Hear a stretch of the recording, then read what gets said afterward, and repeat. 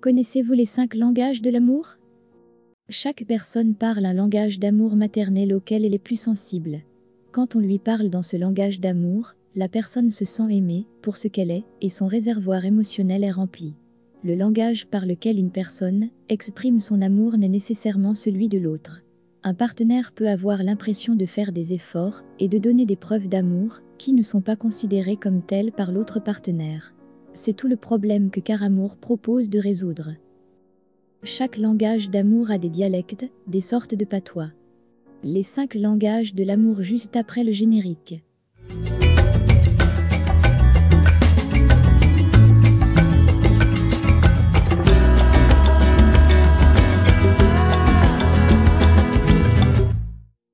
Les paroles valorisantes.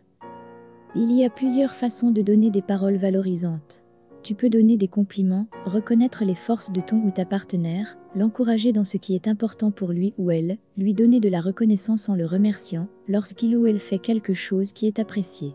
Si ton ou ta partenaire parle ce langage, rappelle-toi que les mots sont importants. Pour faire durer l'amour, tu peux apprendre son langage en lui donnant une parole valorisante par jour, tu seras surpris de l'impact que ça a. 2. Les moments de qualité. Il peut s'agir d'être ensemble, tout simplement, ou de partager des activités communes. Une activité inclut tout ce qui intéresse au moins l'un d'entre vous. Le but n'est pas ce que l'on fait, mais bien la raison pour laquelle on le fait. C'est-à-dire de partager un moment ensemble en sentant que nous sommes importants pour l'autre. Une autre façon de parler ce langage est d'avoir un dialogue de qualité où nous partageons nos expériences, nos pensées, nos sentiments et désirs dans un contexte chaleureux et ininterrompu, donc sans cellulaire, iPad ou autres écrans.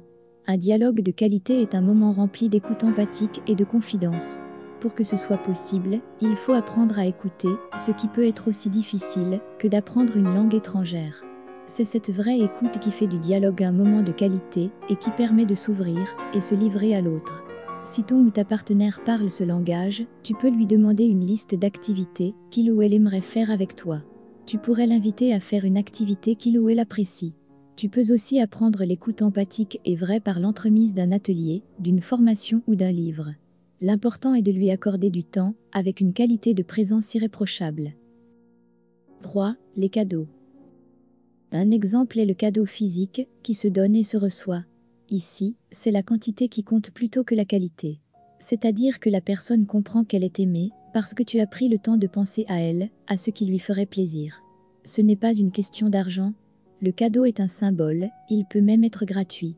En même temps, si le cadeau est le langage d'amour de ton /ta partenaire, ce sera un investissement qui en vaudra la peine, et qui sera moins dispendieux qu'une thérapie de couple. Les cadeaux sans contexte, donc sans occasion, comme un anniversaire, le temps des fêtes ou autres, ont une valeur encore plus grande. Il y a aussi le don de soi. Cela ne coûte rien, il s'agit d'offrir ta présence à l'autre dans des moments importants ou difficiles de sa vie. Si ton ou ta partenaire parle ce langage, tu peux te faire une liste secrète de tous les cadeaux qui pourraient lui faire plaisir et qui correspondent à ton budget et lui en offrir un chaque fois que tu as envie de lui montrer ton amour. Tu peux aussi fabriquer un cadeau toi-même. 4. Les services rendus. Comme faire le café le matin, déneiger la voiture, si tu habites un pays où il neige, aider avec les tâches ménagères ou les enfants, etc. Le service a une valeur encore plus grande quand il est rendu par ta propre initiative, avant qu'il te soit demandé. Si ton ou ta partenaire parle ce langage, tu peux te faire une liste de tous les services ou demandes d'aide qu'il ou elle t'a exprimé au cours des dernières semaines ou années, et en sélectionner un de temps en temps pour lui montrer ton amour. Tu sais maintenant que quand ton copain ou ta copine te demande de l'aider, si c'est son langage, il ou elle te demande de lui montrer que tu l'aimes. 5. Le toucher physique.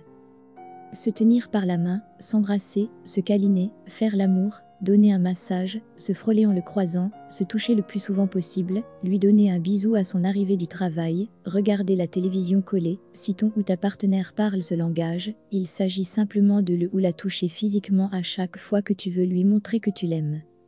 Si tu as de la difficulté à cibler ton langage d'amour, voici 3 questions qui pourront t'aider. 1. Qu'est-ce que ton ou ta partenaire ne fait pas et qui te blesse le plus? 2. Que demandes-tu le plus souvent à ton ou ta partenaire? 3. Comment as-tu l'habitude de montrer ton amour?